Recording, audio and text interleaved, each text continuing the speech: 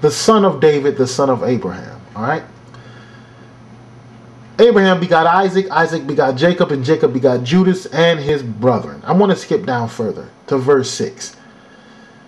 And Jesse begot David the king, and David the king begot Solomon under that, of her that had been the wife of Urias. So we see here David, then Solomon. So from Solomon, who do we have? Solomon begot Rehoboam, Rehoboam begot Abiah, and Abiah begot Asa, and Asa begot Jehoshaphat, and Jehoshaphat begot Joram, and Joram begot Ozias. And Ozias begot Jotham, and Jotham begot Achaz, and Achaz begot Ezekias, and Ezekias begot Manasseh, and Manasseh begot Ammon, and Ammon begot Josias, and Josias begot Jeconias.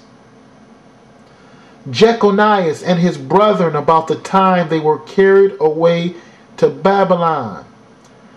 And after they were brought to Babylon, Jeconias begot Salathiel, and Salathiel begot Zerubbabel.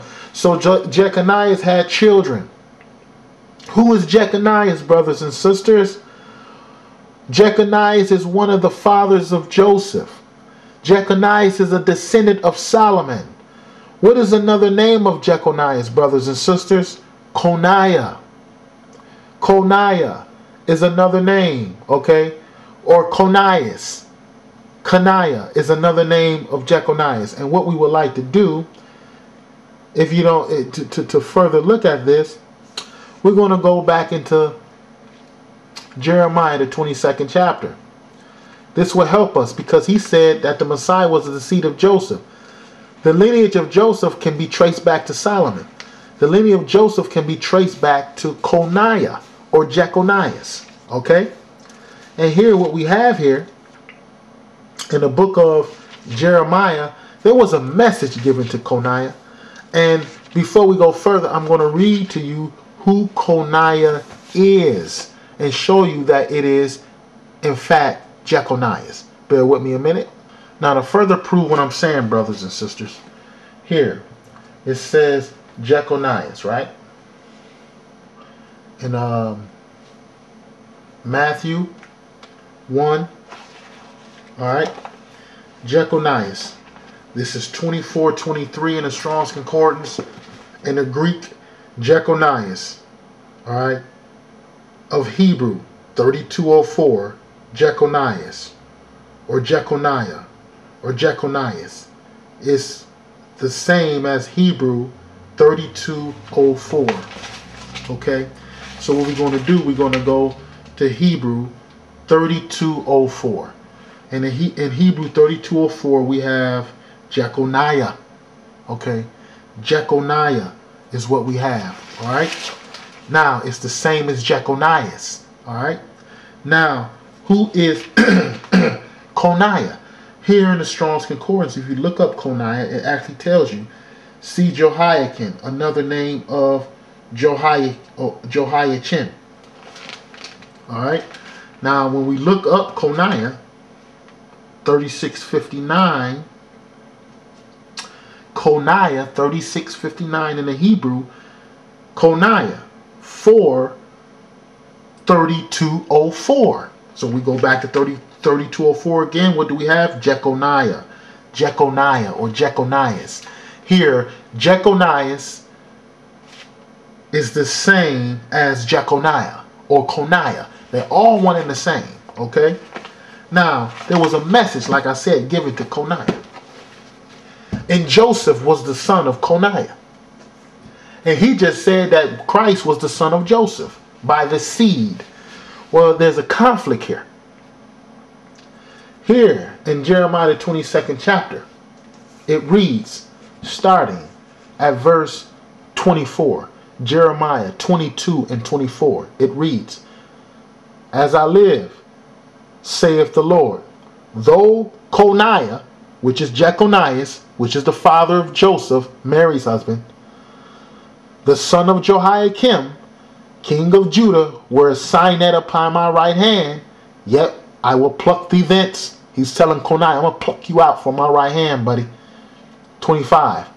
And I will give thee into the hand of them that seek thy life, and into the hand of them whose face thou fearest, even into the hand of Nebuchadnezzar, king of Babylon, and into the hand of the Chaldees. Isn't that what we were reading in Matthew?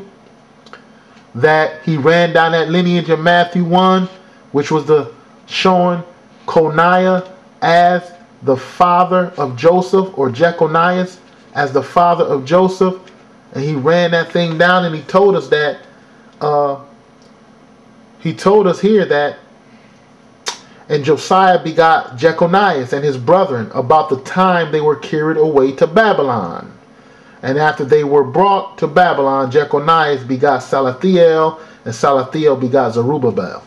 So here what we have is Jeconiah is the father of Joseph. All right, they're being carried away into Babylon. This is the Creator saying in Jeremiah 23. And he said, I'm going to give you into the hand of them whose face thou fearest. And this is Jeremiah 22 and 25. Even into the hand of Nebuchadnezzar, king of Babylon, and into the hand of the Chaldeans. And I will cast thee out, and thy mother that bare thee, into another country where ye were not born, and there shall ye die. This is the prophecy to Jeconias, all right, or Coniah, Joseph's father. But to the land where unto they desire to return, thither shall they not return. And this man, Coniah, which is the father of Joseph, a despised broken idol, is he a vessel wherein is no pleasure?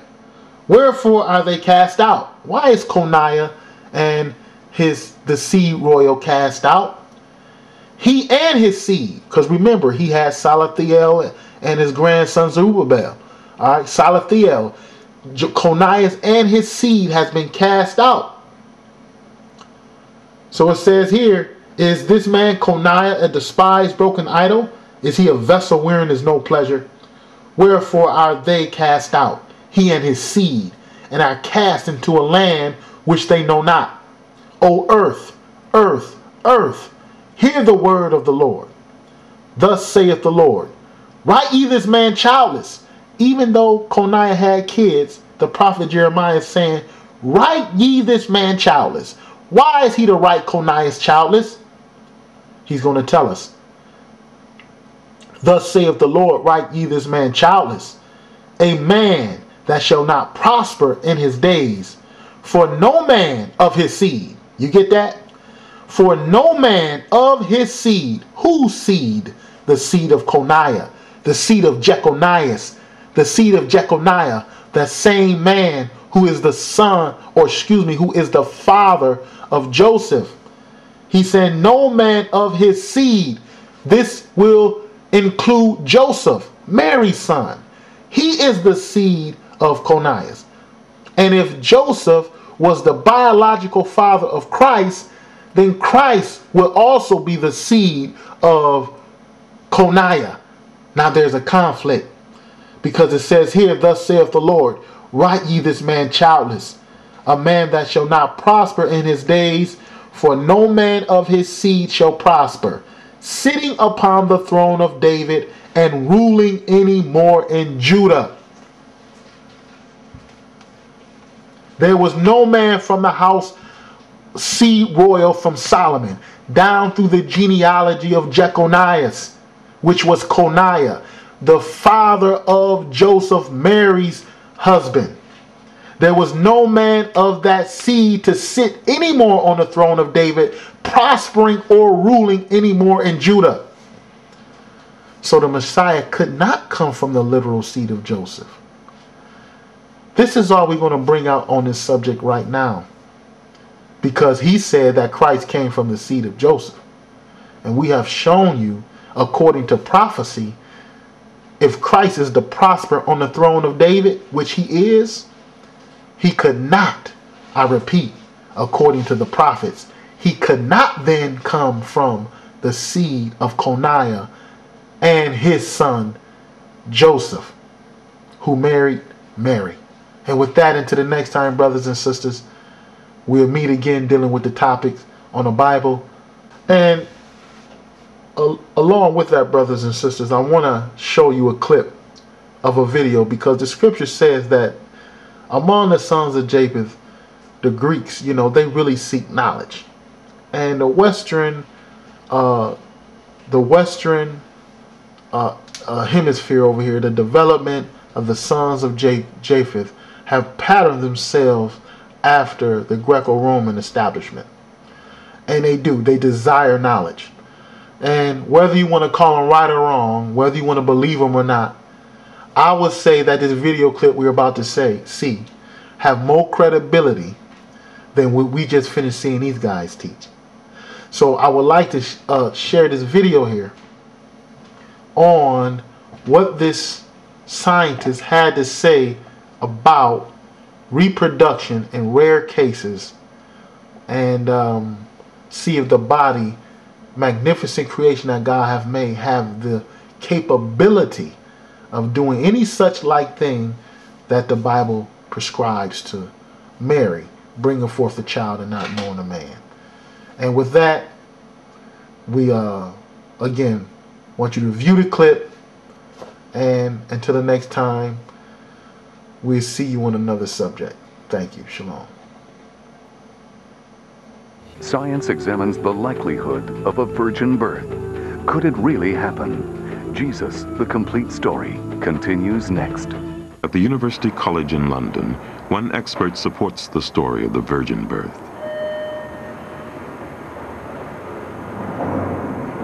Sam Berry is a genetics professor here.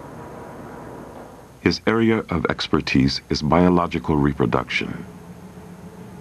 Births from virgins are found in thousands of species in the animal world, in fish, reptiles, and in insects. They are biologically possible. But it's a huge leap from insects and reptiles to humans. And there is a further obstacle. In the animal world, the offspring of virgin births are always female. Berry has identified two rare biological conditions under which a mother like Mary could have given birth to a baby boy. First, Mary would have had to been born with both a female and a male chromosome, an X and a Y. Now, there are women who have male chromosomes who, instead of having two X chromosomes like a normal female, have an X and a Y. This happens to about 1 in every 5 million women. Further complicating his theory is this: the overwhelming majority of such women are born without a womb. To have a child, a woman would have to be born with at least a rudimentary womb, and this, Berry argues, is biologically possible. These women have a lot of variation in their physical structure. I mean, some of them have no womb at all, some of them have a rudimentary womb, some have a rather better one. There is a possibility that the womb could be functional. There could be functional ovaries just as a result of the normal range of variation. Berry is the first to admit how improbable all these scenarios are. But he insists that a virginal conception must now be seen as a biological anomaly and no longer a biological impossibility.